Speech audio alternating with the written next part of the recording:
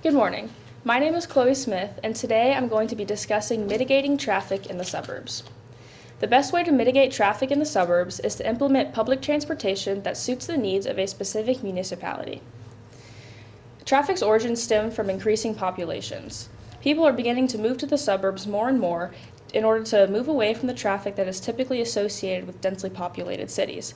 However, this migration pattern is beginning to become an oxymoron as more and more people are beginning to move to the suburbs. In fact, it's estimated that almost 300 people are moving to the Dallas-Fort Worth Metroplex per day.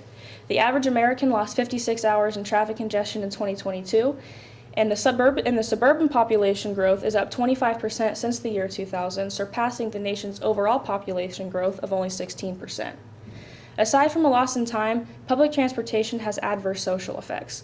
Because it's estimated that Americans spend nearly 6 billion hours in their vehicles annually, this makes them spend more time away from things that are important to them, such as spending time with friends and family members, or even participating in leisurely activities that they may enjoy. This is why there's a direct correlation between long hours of sitting in traffic congestion and depression, anxiety, low job satisfaction, and even domestic violence and abuse. About 1 in 20 workers work more than 50 miles away from their place of work, thereby exacerbating all of these effects. Even just an extra 20-minute commute to work can be proven to have the same detrimental health effects as having a 19% pay cut. The economy takes a hit from traffic as well. In fact, in 2018, it was estimated that the economy lost over $160 billion. And in 2014, the economy lost nearly 250,000 jobs. Both of these estimates include environmental damages as well. See, companies' profit margins actually begin to deteriorate because more people are spending time in their vehicles as opposed to being out walking around. Or some people don't want to travel at all due to the fear of being stuck in traffic. In fact, 47.5 million people admitted to this fault in 2018 due to this exact fear. It's not an uncommon belief that people are unsatisfied with the current arrangements. In fact, the U.S. Travel Association conducted a poll in 2018, and they concluded that travelers would rather pay higher transportation fees for improvements than actually endure traffic delays themselves. People are unsatisfied, and rightfully so. The infrastructure in these suburban towns is simply inadequate to support the thousands of people migrating on a daily basis. As you can see in these images here, this is Allen, Texas, a suburban town that is 25 miles north of Dallas. Their population is over 111,000 people. But as you can see, these are two-lane country roads and some of them don't even have medians in between. There are some attempted solutions to try to fix these issues and mitigate traffic, such as HOV lanes and toll roads, which I will be discussing today. HOV lanes, or high occupancy vehicle lanes, were first introduced in the 1970s. Their original purpose was to promote this new idea of ride sharing. The idea was simple. People would commute to work with colleagues or friends in order to reduce the number of vehicles on the road. They can be seen as somewhat effective as they can save drivers anywhere from 2 to 22 minutes on the road. However, they're starting to stray away from their original purpose, as metropolitan areas were not nearly as developed as they are now. Nowadays, the idea of ride sharing is simply just deemed not feasible. These lanes are also beginning to be used illegally, as people are now jumping in them individually instead of adhering to the 2-person minimum requirement to do so.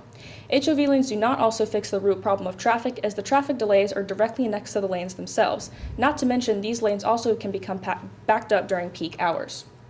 Toll roads are another possible solution that I considered. These are completely separate highway systems that users have to pay in order to use. They've been proven to reduce traffic by 40%. The funding for these highway systems comes from the profits made at the gas pumps. However, politicians sometimes face difficulties when deciding whether or not to raise gas prices or find funding in other areas of the economy.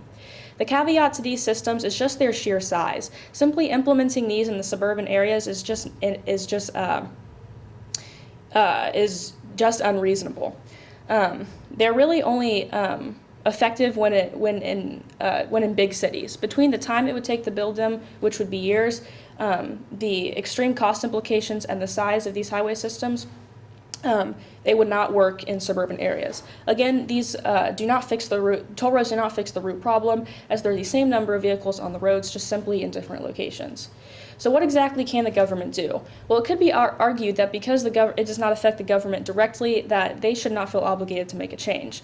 This idea is nothing new and has been seen numerous times before. For example, Eloise Cobell, Yellow Bird woman, tribal leader, and activist, was fighting against the government for over 15 years in court. She was fighting against the government's mismanagement of over 150,000 Native Americans. The government felt they did not need to step in, even though it was affecting the lives of thousands, and even some of whom were even struggling to make ends meet. However, there still can be light at the end of the tunnel. As Eloise Cobell found justice in her situation, there are still possible solutions out there to solve traffic, which is my solution that I'll be talking about today: public transportation. Public transportation has numerous benefits. For example, it's increased Los Angeles, California's productivity from $1.1 to $1.6 billion. They're also extremely profitable. Per $1 billion of money invested into public transportation systems, $1.7 billion of net additional GDP can be gained. Not to mention the health benefits that the other solutions do not offer, such as reduced pollution, promoting walking and a healthy lifestyle, and giving civilians the freedom to make more choices in their daily life. So implementing these systems in the suburbs is a very simple and easy to understand concept. Essentially, there would be bus stops in various different locations around frequently visited suburban areas. These could include places like movie theaters, restaurants, strip malls, parks, or other recreational areas. The funding for these systems would come from a small monthly subscription fee that each user would have to pay in order to take advantage of these systems. As far as the driver and pedestrian interaction, the pedestrian would simply be picked up at a bus stop and then instruct the driver of where they would like to go, as long as it fits within the restricted boundary of that specific bus's route. People would be able to be picked up at people will only be able to be picked up at the bus stops, but they can be dropped off wherever they would like to be. As far as the user interface is concerned, there might be an app that people could look at to better plan out their days, and be able to see when the next bus is coming. The variation of these systems would depend on the population of the given suburb. For example, Allen, with upwards of 100,000 population, would vary greatly from a town that has a population of 25 to 50,000. Other solutions are ineffective in addressing the root problem of traffic congestion. True success will come when public transportation can be implemented smoothly and effectively throughout the suburbs to better mitigate traffic as a whole. Oh, there's my work site. Thanks. Chloe, using relevant and specific details from your research process, how did your research question evolve as you moved through the process? So originally I was going to just focus on reducing traffic as a whole, but as I started researching, I realized that issue just might have been too difficult to tackle, at least in an 8-minute presentation.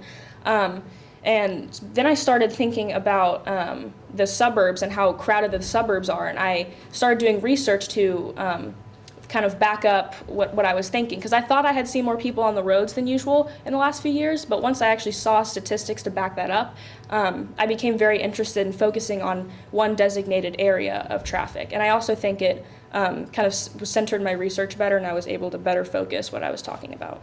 All right. And then finally, using relevant and specific details from your inquiry process, what are the implications of your findings to your community? So this affects the community greatly because we, at least my immediate friends and family, we all live in suburban areas, and we all endure traffic on a daily basis. Even if you're, just going to the mall to hang out with friends or going to hang out with family members at a restaurant, I think everybody, or even on the way to school or work, I think everybody has seen the effects that traffic in growing suburban areas has endured. It's also affected my life as well because, I just think that this question hits close to home for a lot of people because everyone kind of has felt the effects. All right, thank you.